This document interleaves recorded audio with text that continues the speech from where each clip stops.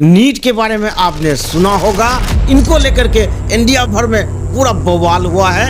उनको लेकर के आइए इनसे बात करते हैं और आपसे एक करेंगे ये खास अपील। सुन लीजिएगा, ये आप ही के मुद्दे की बात है, आप ही के मतलब की बात है। सर, आपका पूर्णिया खबर पर सबसे पहले मैं स्वागत करता हूं, क्योंकि आप दिल्ली से आए हैं हमारे शहर पूर्णिया में। और बहुत अच्छी बात है कि पूर्णिया शहर को राहुल गांधी ने अपने लिस्ट में लिया है और बहुत खुशी हो रही है मुझे। और बिहार का 2 सिटी जो है उसमें एक पटना भी है और आपका एक पूर्णिया है। पूर्णिया वासियों के लिए वाकई में एक गर्व की भी बात है। और जो भी छात्र दोस्तों इसको देख रहे हैं, इस वीडियो को आखिर तक देखिएगा और अपने दोस्तों के साथ शेयर जरूर कीजिएगा, क्योंकि ये मुद्दा आपका है जो किसी ने शायद नहीं उठाया होगा। बहुत शुक्रिया आप दर्शकों का जो आपके पेज पे आते हैं और आपकी खबर देखते हैं, और आपका भी बहुत शुक्रिया। जहां तक मेरी आवाज़ पहुंच पा रही है उन लोगों से मेरा एक ही अपील है कि जिस तरीके से पूरे देश में पेपर लीक का जो मसला है, जो आए दिन कोई ना कोई एग्ज़ाम का पेपर लीक हो जा रहा है और छात्र और छात्राएं परेशान हैं। मतलब इस कदर परेशान है कि आपने देखा होगा नीट में 23 लाख बच्चों ने फॉर्म भरा एग्ज़ाम देने के लिए, और एग्ज़ाम देने के बाद पता चलता है कि उनका पेपर लीक हो गया।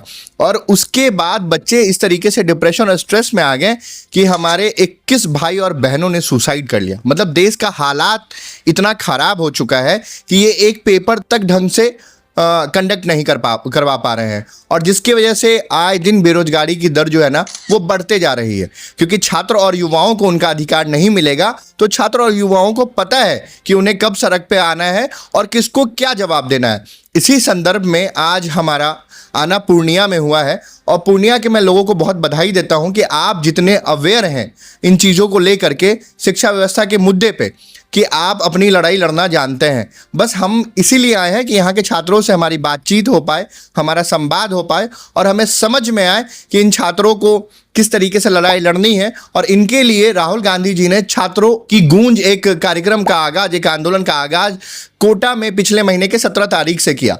आप भाई बहनों ने देखा होगा कि उस प्रोग्राम में 42,000 छात्र और छात्राएं जुड़े, जिनका बस एक ही मुद्दा है, पेपर लीक से मुक्ति, धर्मेंद्र प्रधान का इस्तीफा। इसी संदर्भ में हम आए हैं, और यहाँ के भाइयों और बहनों और छात्राओं से और छात्रों से मेरा निवेदन है कि इस आंदोलन में आप लोग जुड़ें और इस सरकार को बताने का काम करें, इनके आंख में आंख डालकर बताने का काम करें कि बहुत हो गई पेपर लीक की मार, और अब जो ये कहते हैं मोदी सरकार, इसको कंप्लीटली ख़त्म करने का और उखाड़ फेंकने का काम करें।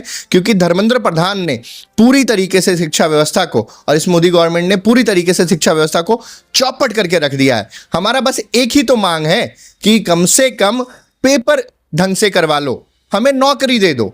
और हमारा तो मांग नहीं है कुछ, छात्रों का तो मांग कुछ भी नहीं है। इसके अलावा जो सबसे जरूरी चीज़ है कि पाठ्यक्रम जो है उनका सही तौर पे चले। आपने देखा होगा कि नीट का तो हुआ ही, एसएससी का, बीपीएससी का, ये सारे परीक्षा तो लीक होते ही हैं।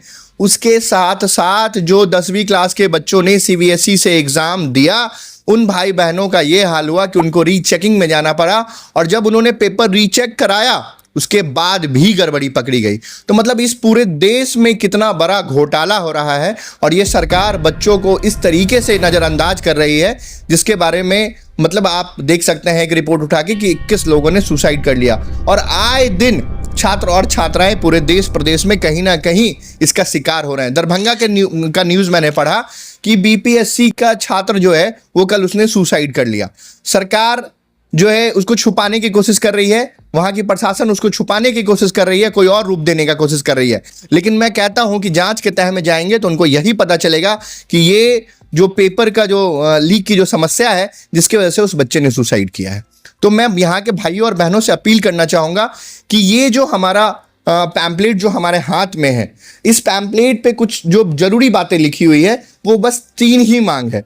एक जो हमारा पहला मांग है वो पेपर लीक मुक्ति, परीक्षा जवाबदेह व्यवस्था बनाने की। दूसरा, धर्मेंद्र प्रधान इस्तीफा दे, पेपर लीक माफिया और गठजोड़ों की जांच हो, क्योंकि आखिर पर्दे के पीछे कौन वो लोग हैं जो पेपर लीक करवा रहे हैं, करोड़ों की उगाही कर रहे हैं, अरबों रुपए की उगाही कर रहे हैं। और तीसरा जो हमारा मांग है, हर परीक्षा का उसका वार्षिक कैलेंडर जारी होगा। कि एक तो बहुत बड़ी समस्या है सरकार की यह है कि जो पूर्णिया के बच्चे फॉर्म भरते हैं उनका सेंटर दिया जाता है सासाराम, 400 किलोमीटर दूर। उनका सेंटर दिया जाता है गया। सबसे पहले आप ये समझिए कि उन बच्चों को जाने में कितनी परेशानी होती होगी। तो जो वार्षिक कैलेंडर का जो मांग है उस पर मोटा मोटी बात यही है कि परीक्षा का डेट जैसे एकेडमिक स्टार्ट होता है उसी टाइम आ जाए, और उस सारे व्यवस्था में उस दिन रोड पे आवाजाही लोगों की कम हो, जो जरूरत की चीज़ें हैं वही चीज़ें हो, और आवाजाही कम हो, जिससे बच्चे परीक्षा सेंटर तक आसानी से पहुंच पाएं और समय से पहुंच पाएं। और आपने देखा होगा कि होटल माफियाओं की भी बदमाशी इतनी बड़ी बदमाशी है कि 1,000 का कमरा वो 5-6 हज़ार रुपए में लगा रहे हैं, जिसकी वजह से हमारे भाई बहनों को प्लेटफॉर्म पे सोना पड़ता है। तो ये सारी मांग जो इस सरकार से है, और इसके लिए मैं आप लोगों से निवेदन करता हूं कि मजबूती से इस लड़ाई में हमारा साथ दे, राहुल गांधी जी का साथ दे, और ये जो स्कैनर है उस स्कैनर पे आप लोग स्कैन करके इस आंदोलन का हिस्सा बने। क्योंकि भाई जब तक आप अपनी आवाज नहीं उठाएंगे, कोई आपको पलट के देखने वाला नहीं है। आपके घर बार के लोग परेशान होंगे, आप परेशान होंगे, और मजबूरन आपका हालात ऐसा बना देगी ये सरकार कि आप ना कुछ बोलने लायक रहेंगे ना कुछ करने लायक रहेंगे। दोस्तों एक बार आप गूगल करके चेक कीजिएगा, पश्चिम चंपारण तो बहुत फेमस है, आज़ादी की लड़ाई की सब लोग जानते हैं कि शुरुआत वहां से हुई थी, लेकिन गूगल कीजिएगा तो पता चलेगा यही पूर्णिया की धरती है। जी हाँ दोस्तों, धमधाका वही धरती है जहां से आज़ादी की लड़ाई का बिगुल फूका गया था, और ये ऐतिहासिक जगह है पूर्णिया। और दोस्तों बहुत सारे जो छात्र यहाँ पर हैं, मैं जानता हूँ पटना के बाद पूर्णिया है, सिर्फ क्षेत्रफल में नहीं, नंबर ऑफ स्टूडेंट में भी पूर्णिया में काफी ज्यादा है। और आप लोगों से काफी उम्मीद है इस समस्या को आप लोग समझेंगे और इसको आगे बढ़ाएंगे।